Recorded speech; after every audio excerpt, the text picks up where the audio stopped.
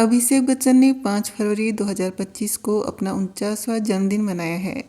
अभिषेक महानायक अमिताभ बच्चन के बेटे हैं, लेकिन न पिता के बराबर उन्हें पहचान मिली और न ही कामयाबी, बल्कि उन्हें पिता से कमतर ही आंका गया। अभिषेक ने OTT पर जरूर अपना लोहा मनवाया, लेकिन गुरु, युवा, धूम जैसी फिल्मों का हिस्सा बनने के बाद भी बॉलीवुड में खुद की पहचान के लिए लड़ते रहे। अभिषेक बच्चन के 49वें जन्मदिन पर जानते हैं अभिषेक बच्चन की ज़िंदगी के कुछ बड़े फैसले जो उन्होंने अपने परिवार की खातिर लिए। अभिषेक जब अमेरिका के बोस्टन में ग्रेजुएशन कर रहे थे, तब अमिताभ बच्चन बेहद बुरे दौर से गुजर रहे थे। पिता की खराब हालत उनसे देखी नहीं गई और वे सब कुछ छोड़कर भारत वापस आ गए। इस बारे में उन्होंने प्रभु चावला के इंटरव्यू में कहा था, मैं बोस्टन में पढ़ाई कर रहा था। उस वक्त पापा की company Amitabh Bachchan corporation limited अच्छे दौर से नहीं गुजर रही थी।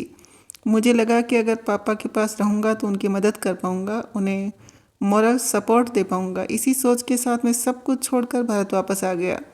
वापस आने के बाद मैंने पापा से कहा, मैं आ गया हूँ, आपके लिए जो कुछ कर सकता हूँ वह करने के लिए तैयार हूँ। फिर उन्होंने मुझे अपनी फिल्म मेजर साहब में प्रोडक्शन बॉय बना दिया। मतलब मेरा काम होता था चाय बनाना, लाइट्स इधर उधर रखना, स्टार्स को जगाना आदि। यह फिल्म 1997 में रिलीज हुई थी और इसके बाद मेरे पास बिल्कुल काम नहीं था। मैं 1 साल तक घर पर रहा, फिर काम मांगने की जद्दोजहद शुरू की, लेकिन किसी डायरेक्टर प्रोड्यूसर ने काम नहीं दिया। अभिषेक बच्चन की पहली फिल्म रिफ्यूजी थी, लेकिन इससे पहले उन्हें फिल्म समझौता एक्सप्रेस का ऑफर मिला था। इस फिल्म के डायरेक्टर राकेश ओम प्रकाश मेहरा थे। जब इंडस्ट्री में कोई भी अभिषेक को काम देने के लिए तैयार नहीं था, तब ओम प्रकाश मेहरा ने मदद का हाथ आगे बढ़ाया। फिल्म समझौता एक्सप्रेस में अभिषेक एक पाकिस्तानी आतंकवादी का किरदार निभाने वाले थे। जब ओम प्रकाश मेहरा और अभिषेक इस फिल्म की कहानी अमिताभ बच्चन के पास ले गए तो उन्होंने इसे सिरे से खारिज कर दिया। उन्होंने कहा, बकवास स्क्रिप्ट है बच्चों, निकल जाओ। पिता के इस जवाब में अभिषेक समझ गए थे कि फिल्म का हिस्सा नहीं बनने में ही भलाई है। आखिरकार उन्होंने फिल्म का ऑफर ठुकरा दिया। अभिषेक बच्चन को फिल्म रिफ्यूजी का ऑफर डायरेक्टर JP दत्ता ने दिया था। इस बारे में अभिषेक ने कहा था, एक लंबे स्ट्रगल के बाद मुझे ये फिल्म मिली थी। मेरी खुशी का कोई ठिकाना नहीं था। हालांकि मुझे एक्टिंग के बारे में कुछ पता नहीं था, लेकिन कुछ कर गुजर जाने की चाहत थी। मैं दुनिया के सामने खुद को साबित करना चाहता था। इस फिल्म का ऑफर मिलने का किस्सा भी बहुत दिलचस्प है। अभिषेक को एक अवार्ड फंक्शन में जाना था, लेकिन उनके पास पहनने के लिए कुछ फॉर्मल नहीं था। वो जीन्स टी शर्ट में जाना नहीं चाहते थे। ऐसे में उन्होंने शेरवानी पहन ली जो बहन श्वेता की शादी में पहनी थी। उस फंक्शन में JP दत्ता को फिल्म बॉर्डर के लिए डायरेक्टर का अवार्ड मिला था। अवार्ड लेने के बाद जैसे ही JP दत्ता स्टेज से उतरे, उनकी नज़र अभिषेक पर पड़ी। फिर अगले दिन उन्होंने एक्टर को अपने ऑफिस बुलाया और फिल्म रिफ्यूजी का ऑफर दिया। 2000 से 2004 तक अभिषेक की 20 फिल्में रिलीज हुई, जिनमें से 17 फिल्में बॉक्स ऑफिस पर बुरी तरह पिट गई थी। लोगों ने उन्हें फ्लॉप एक्टर का तमगा भी दे दिया था। हालांकि फिर उन्होंने 2004 की फिल्म धूम से वापसी की। इस बारे में अभिषेक ने सिद्धार्थ कानन के इंटरव्यू में कहा था, मेरी कई फिल्में नहीं चली थी, मेरी हर कोशिश फेल होते जा रही थी। पब्लिक प्लेटफॉर्म पर फेल होना बहुत मुश्किल होता है। उन दिनों अखबार में कोई गाली देता था, कोई मुझे कहता था कि एक्टिंग नहीं आती। एक अखबार के फ्रंट पेज पर लिखा था 0 नंबर 1। मैं सोचने लगा कि फिल्मों में आने का फैसला ही क्यों किया। हालात से तंग आकर एक दिन इन बातों पर पापा से बात की। उनसे कहा, पापा शायद मेरा फिल्मों में आने का फैसला गलत था।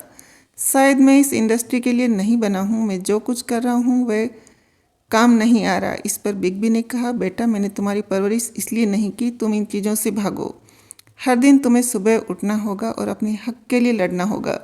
मैं एक एक्टर के तौर पर तुम्हें बता रहा हूँ कि तुम हर फिल्म के साथ बेहतर कर रहे हो। जो भी काम मिले, बड़ा छोटा कुछ भी, तुम जरूर करो। बस काम करो, भरोसा करो, तुम ठीक हो जाओगे। इस तरह से पापा ने हौसला बढ़ाया और मैं फिर से जंग लड़ने के लिए निकल गया।